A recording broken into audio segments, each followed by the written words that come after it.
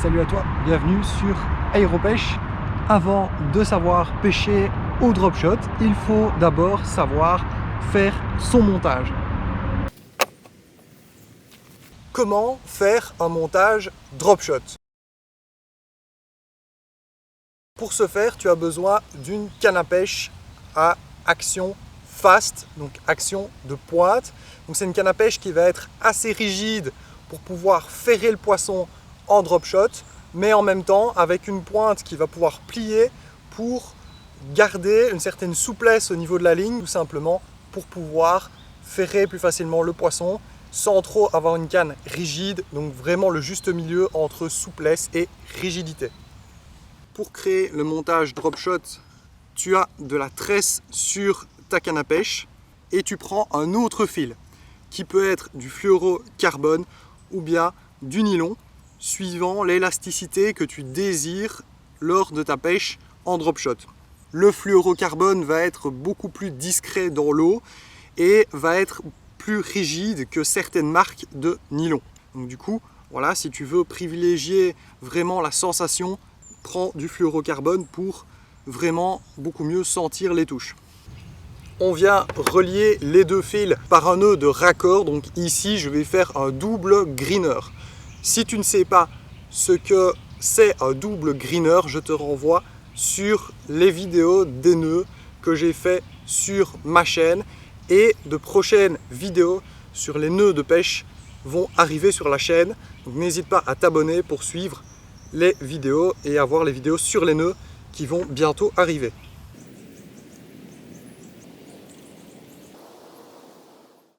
Une fois mon double greener de fait, je prends tout simplement les deux bouts de fil et je viens les couper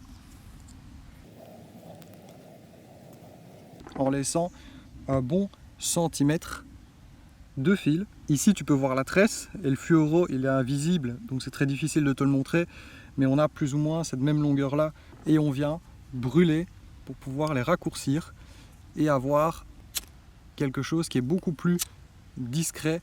Une fois qu'on a le double greener de créé, donc le nœud de raccord entre notre tresse et notre fluorocarbone, on va pouvoir déplier la canne à pêche.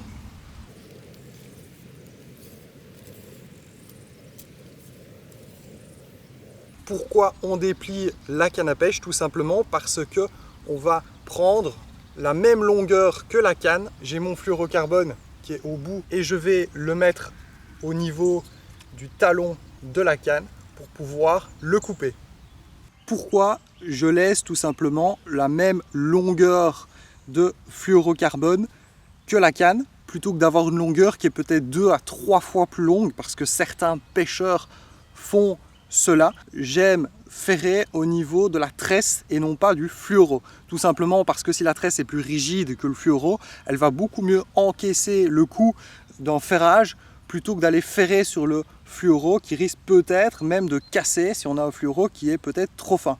Donc du coup, moi je préfère tout simplement avoir de la tresse au niveau du bout de ma canne plutôt que d'avoir une trop grande longueur de fluorocarbone. C'est uniquement pour ça que je donne la même longueur de fluoro que la canne plutôt que d'avoir 2 à 3 fois la longueur de la canne.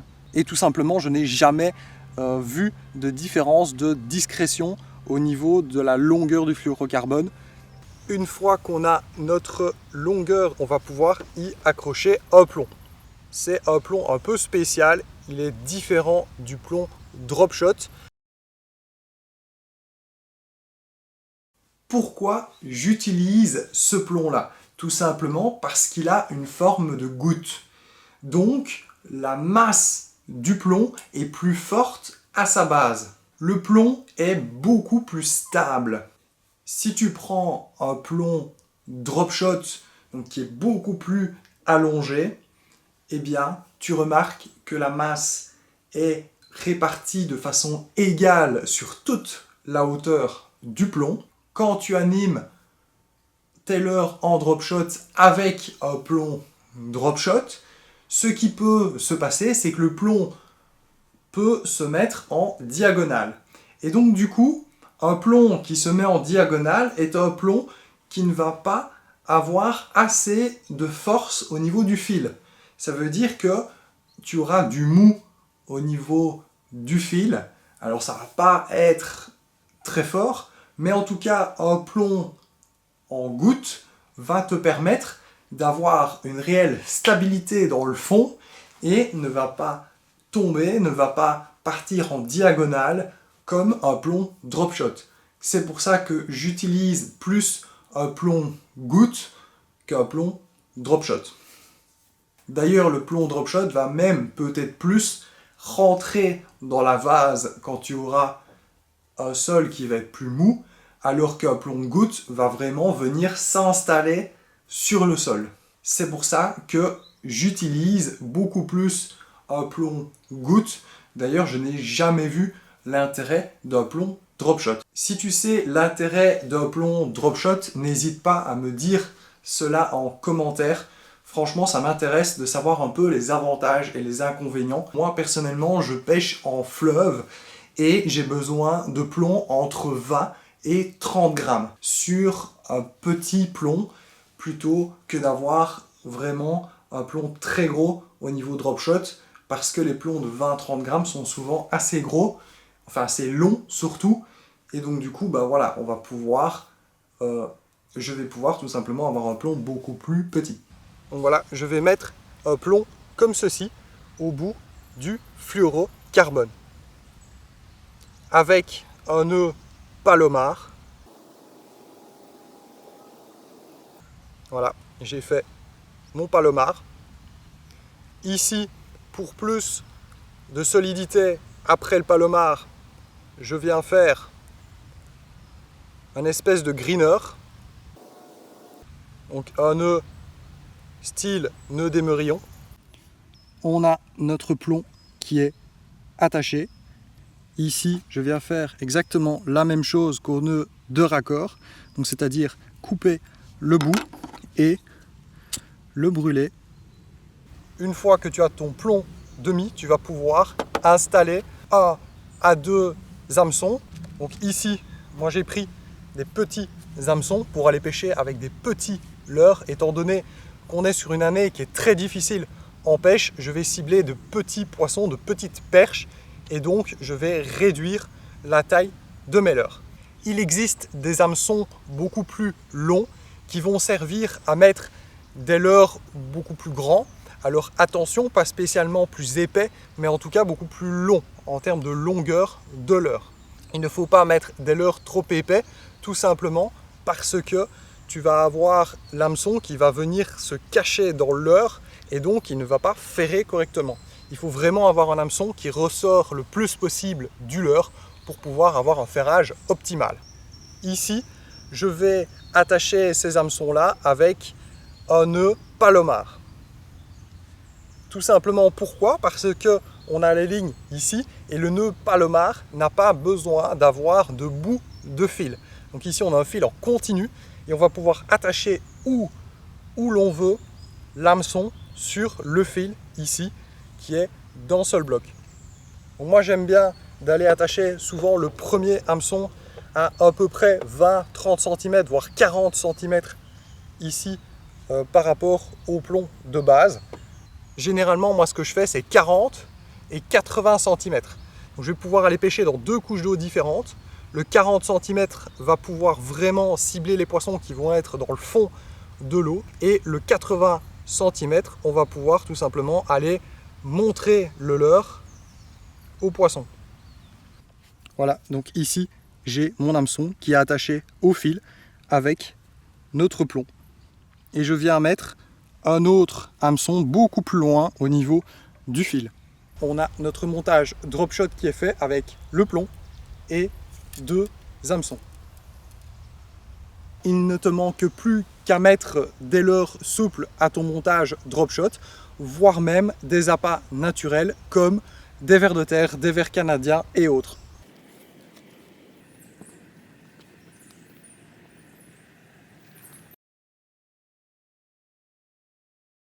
Pour rentrer beaucoup plus dans les détails du drop shot, je vais te parler des différents éléments de la ligne. Tu as d'abord de la tresse et puis du fluorocarbone.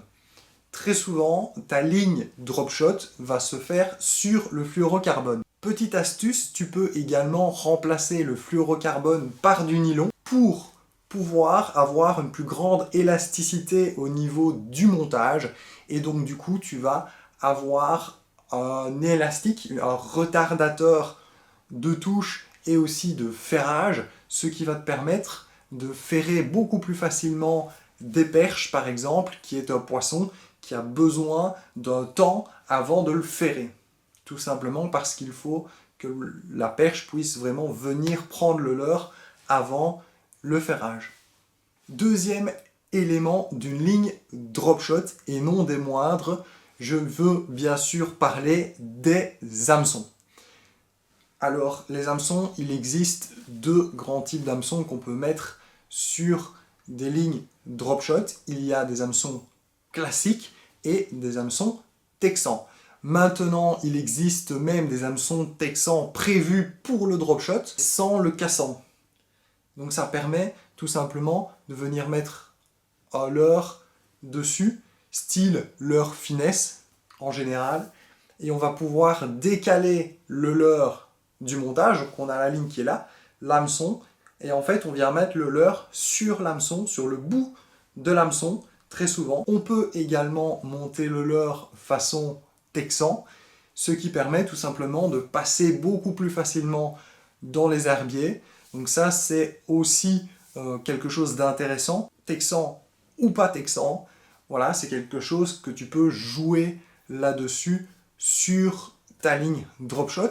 Si tu es débutant aussi, il existe des hameçons autoferrants, ce qui te permet d'avoir moins de loupés sur tes ferrages. Donc ça peut être super intéressant aussi. Dernier élément et non des moindres, puisque j'ai déjà parlé du plomb, il ne me reste plus qu'à te parler des appâts. Je vais te parler principalement des appâts artificiels, tout simplement parce que j'ai beaucoup plus de choses à te dire, alors que les appâts naturels, tu mets un ver de terre, un ver canadien, et voilà. Donc pour les appâts artificiels, donc ici des leurres souples, on va rarement, même presque jamais, mettre des leurres dures en drop shot, c'est toujours des leurres souples. Dans les leurres, il y a plusieurs choses que je dois te dire au niveau caractéristique des leurres drop shot. La première chose, c'est que tu dois pêcher absolument avec des leurres qui sont relativement fins. Ceux-là, je les utilise avec des hameçons classiques. Donc on a l'hameçon qui ressort au-dessus du leurre. Mais si tu pêches avec un hameçon texan et que tu le montes en texan, si le leurre est trop gros, eh bien le poisson ne va pas le prendre assez fort. Et dis-toi bien que si le leurre est trop gros et qu'il est monté en texan, le poisson ne va pas le prendre assez fort pour pouvoir être piqué par l'hameçon. Pense bien que la pêche du drop shot, c'est une ligne qui est constamment tendue. Donc du coup, le poisson va le sentir directement quand il va toucher le leurre. Il va directement sentir qu'il y a une tension, étant donné que la ligne est tendue. Et donc du coup, le poisson va la relâcher beaucoup plus vite qu'avec une pêche classique au leurre. Donc du coup, il faut essayer de pêcher vraiment avec des leurres beaucoup plus fins. Pour les leurres aussi, il existe différentes vibrations. Ici, c'est des shads, mais il existe aussi ce qu'on appelle des grubs ou des virgules. Donc, c'est-à-dire c'est vraiment une espèce de virgule qui vient se tendre dans l'eau et qui vient vraiment bouger un peu comme ceci, vraiment un peu un espèce de voile comme ça dans l'eau et qui a tendance aussi à rallonger la taille du leurre. Donc ça, c'est aussi une petite astuce que tu peux avoir. Il existe également des leurres finesse. Alors moi, ici, mon leurre est un peu un double parce qu'on a la queue du shad, mais on a aussi un tout petit finesse. Donc généralement, les leurres finesse ont deux petites choses comme ça au bout. Donc ça fait une toute petite queue en fait de poisson et ça vient vraiment faire très peu de vibrations dans l'eau. Moi personnellement, j'adore les shad pour le drop shot. Je trouve franchement que c'est du passe-partout comme leurre. Il existe aussi des leurres finesse, mais très fins. Je ne sais pas exactement la dénomination de ces leurres-là, mais c'est des leurres en fait qu'on vient mettre comme ceci. Donc ils ne se pêchent pas comme ça, mais on vient les mettre comme ceci. C'est des leurres qui sont vraiment très très fins. Malheureusement, j'en ai pas pour te le montrer, mais on va généralement imiter un poisson mort qui est tout flasque dans l'eau et qu'on vient vraiment imiter comme s'il était en train de mourir et qu'il est tout flasque. Généralement, ces poissons-là, on les monte avec un hameçon texan et on vient accrocher la tête du leurre sur le bout de l'hameçon texan pour vraiment laisser le plus possible le leurre flotter dans l'eau et avoir une nage vraiment très molle du leurre.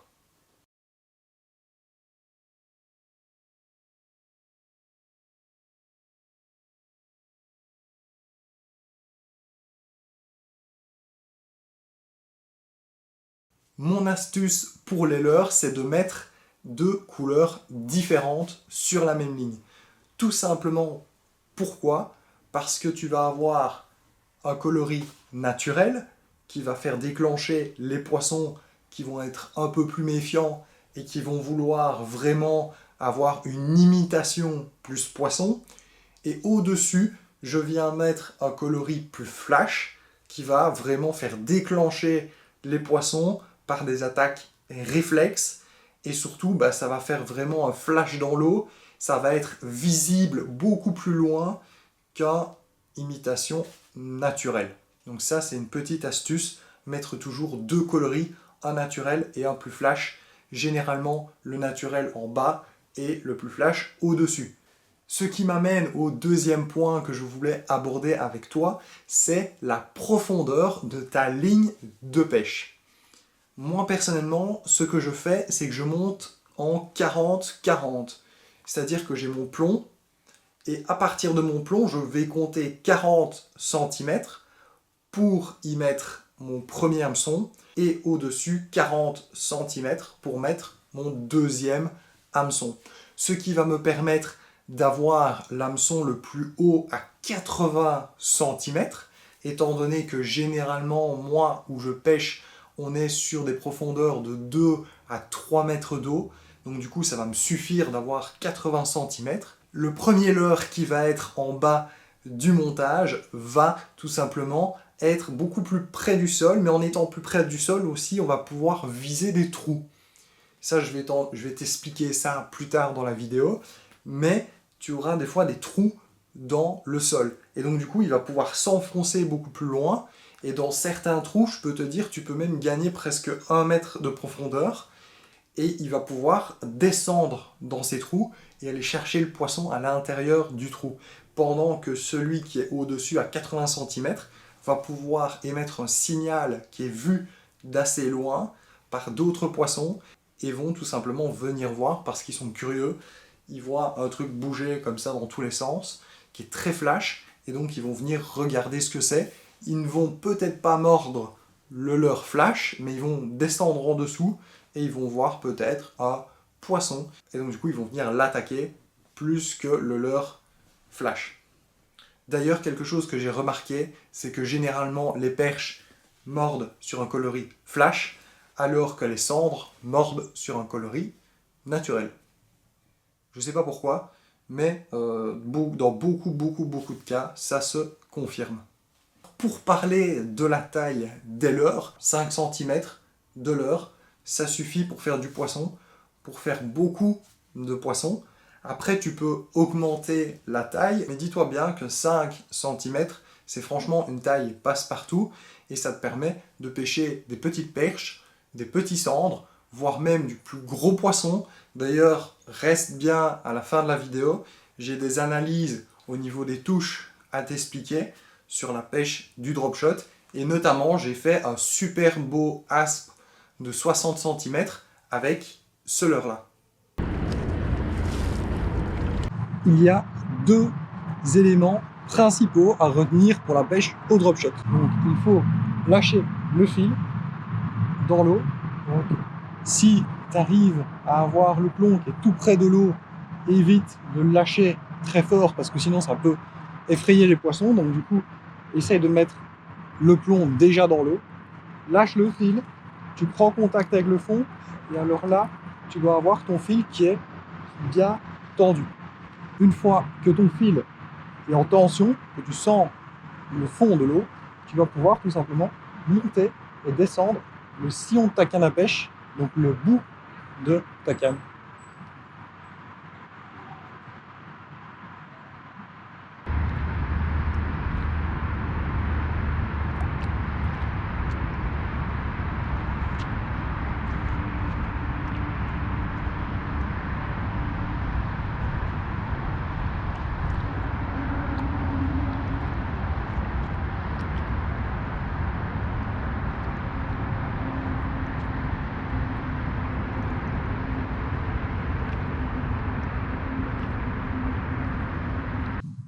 Mais bien évidemment, le drop shot ne se résume pas qu'à cela. Donc ici, je vais te donner les quelques petites subtilités du drop shot, suivies d'analyse de prise en drop shot. Comme ça, je vais pouvoir te détailler toute la technique le plus précisément possible. En tout cas, je l'espère que cette vidéo t'aidera pour pêcher un maximum de poissons en drop shot.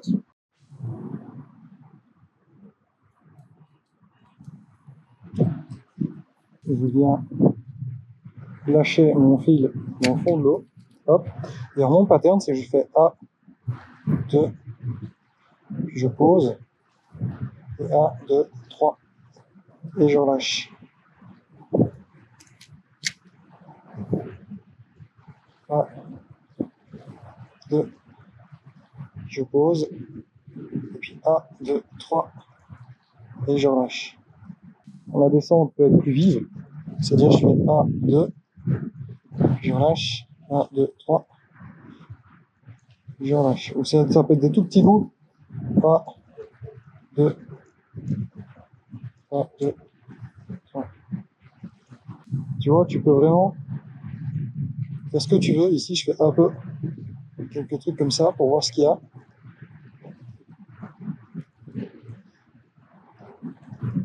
Il y a une petite astuce, donc soit tu fais des grands mouvements assez amples pour pouvoir déclencher des poissons qui seraient un peu excités par ton leurre, ou soit tu viens en mode discrétion et là tu fais que jouer ton sillon et tu viens vraiment faire des tout petits coups comme ça et tu viens balader ton leurre en faisant des tout petits coups de sillon, des tout petits coups de canne pour pouvoir exciter le poisson mais tout en douceur, tout en finesse pour pouvoir aller essayer de déclencher des touches. La pêche du drop shot peut également se faire en diagonale, donc en pêchant plus loin. Dans ce cas-là, on va animer le leurre exactement de la même manière.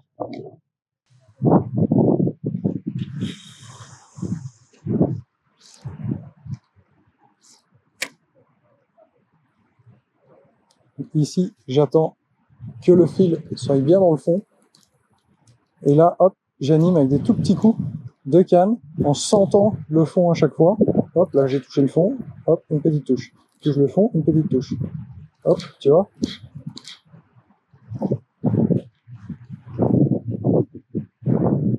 Donc ici, j'ai touché le fond, je tire un petit coup, hop, je touche le fond, je tire un petit coup, 1, 2, hop, 1, 2, 3, j'attends, j'ai le fond, 1, 2. N'hésite pas à rester aussi un petit moment dans l'eau. Donc ici, je suis à côté du bord et très souvent, tu peux avoir des carnassiers qui te suivent du coup ici de l'eau jusqu'ici au bord. Donc, pense bien à faire un petit arrêt au niveau du bord. On ne sait jamais. Je relance. Hop. J'attends que le fil se ramollisse. Donc c'est le signe que le plomb est arrivé sur le fond. Donc là, il est mou. Hop. Et je vais pouvoir réanimer en essayant de garder le plus possible la ligne tendue.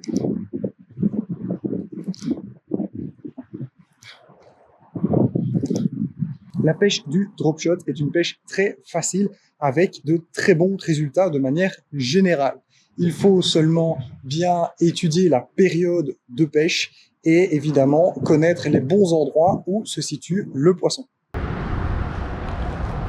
Ou pêcher en drop shot. Tu peux pêcher en drop shot tout près du bord, comme je viens de te le dire, ou pêcher en diagonale, donc plus loin que où tu es. Donc aller pêcher plus loin en drop shot, en diagonale, avec ta ligne qui est vraiment comme ceci. Pour la profondeur d'une pêche en drop shot, personnellement, je n'ai pas grand chose à te dire à ce niveau-là. La seule chose qu'il faut savoir, c'est que généralement, tout près du bord, il y a des sédiments qui vont venir sur la paroi où tu pêches. Sur ces sédiments, tu vas retrouver des algues. Donc, ça va te faire un herbier aquatique.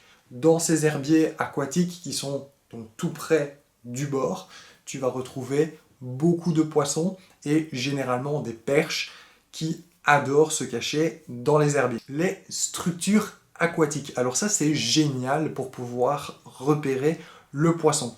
Surtout si tu as un éco-sondeur, tu vas pouvoir repérer les arbres qui sont sous l'eau, les voitures et des choses comme ça. Crois-moi, on peut vraiment trouver de tout sous l'eau. Dans ces structures-là, tu vas avoir beaucoup de poissons qui vont s'y cacher. Donc ça va vraiment être très intéressant aussi d'aller pêcher en drop shot dans ces structures. D'ailleurs, il n'y a pas que des arbres ou des voitures, mais il y a aussi par exemple des échelles. Des échelles ou alors des pontons en bois ou ce genre de choses. Tout ça va faire des structures, va faire des bords.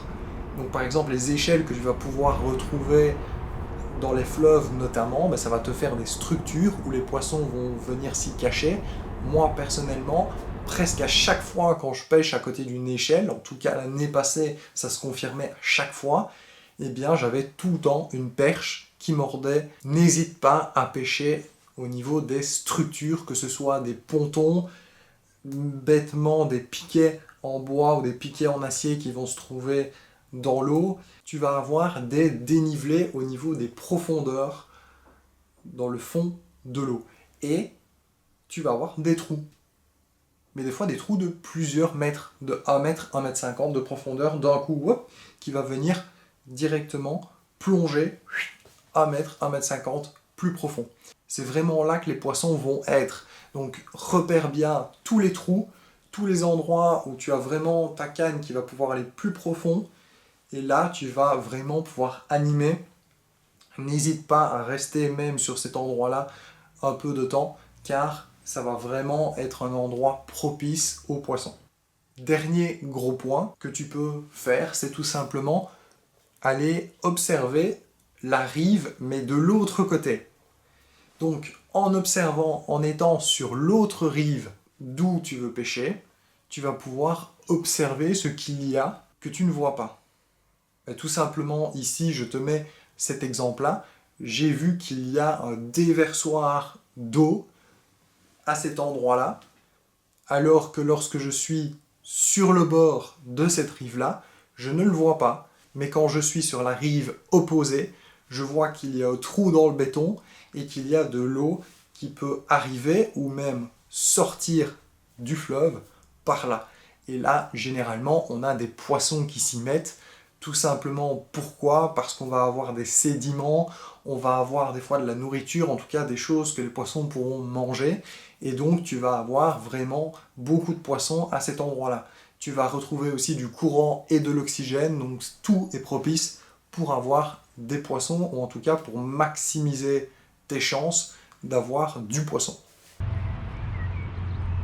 C'est parti pour l'analyse des prises en drop shot. Pour moi, c'est vraiment la partie la plus importante de la vidéo, tout simplement parce que je vais pouvoir t'expliquer avec le plus de détails possible mes touches et comment j'ai réussi à avoir du poisson. Je vais commencer par 2 carnassiers en 1 minute. Alors ce qui s'est passé, c'est que je suis tombé sur un banc de perche. J'ai animé assez vivement mon leurre et j'ai pu déclencher une perche. J'ai bien évidemment fait des pauses entre les animations et donc du coup j'ai eu ma perche. Par après, ce que j'ai fait, c'est que j'ai animé de manière plus calme. J'ai vraiment animé des fois 2-3 coups, et puis j'ai fait une pause, et puis un coup, deux, j'ai fait une pause. J'ai vraiment attendu et animé juste un peu ce qu'il fallait pour pouvoir avoir l'attention d'un poisson. Comme tu peux le voir, c'est sur la pause que j'ai eu le cendre qui a mordu, donc j'ai vraiment eu le bout de la canne qui a plié. J'ai vraiment senti d'un coup qu'on plombait ma ligne beaucoup plus, comme si la ligne partait dans le fond de l'eau. Et en fait, ça, c'est une touche caractéristique d'un cendre. Donc c'est comme ça que j'ai eu ma perche et mon cendre en 1 minute seulement. Il y a tout avant de super belles perches.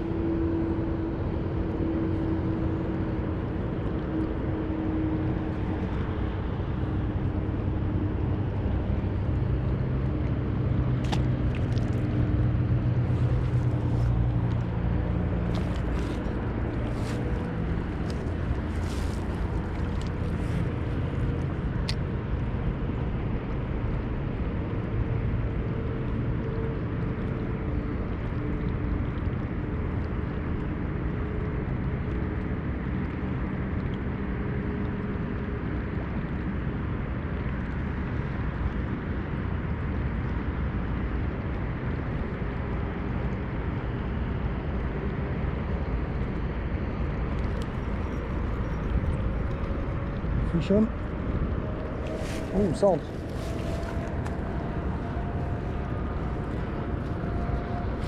Il y a une différence principale au niveau de la perche et du cendre. Généralement, les perches vont préférer des animations beaucoup plus fortes et vont mordre très souvent au niveau de l'animation, alors que le cendre va mordre au niveau de la pause. C'est pour ça généralement que je fais des pauses et que je vais des fois animer très fort pour non seulement aller exciter les perches, mais aussi également pouvoir poser le leurre pour qu'un cendre puisse mordre.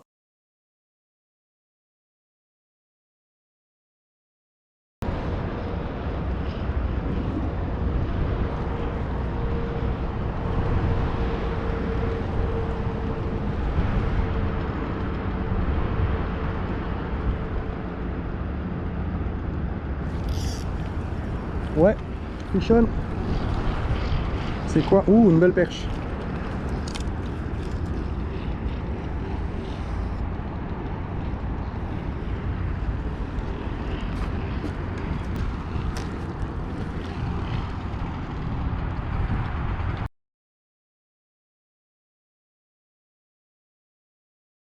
Je voulais aussi te partager un exemple de drop shot en diagonale. Donc je me suis mis à un endroit où je savais qu'il y avait souvent du passage au niveau des poissons.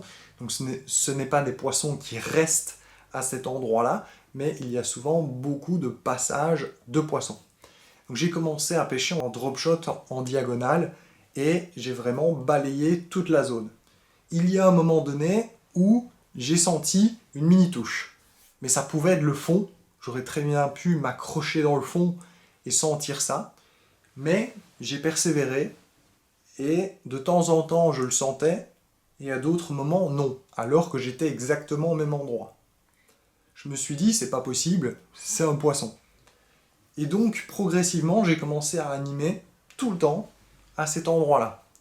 Jusqu'à temps que le ressenti que j'ai eu, donc une espèce de petite attaque vive, s'est transformée en plus grosse attaque.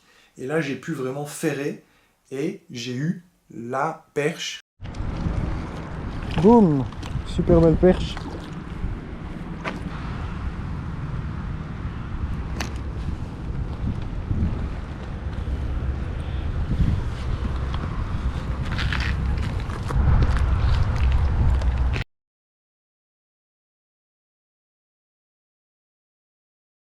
Maintenant, l'analyse la plus intéressante de la vidéo.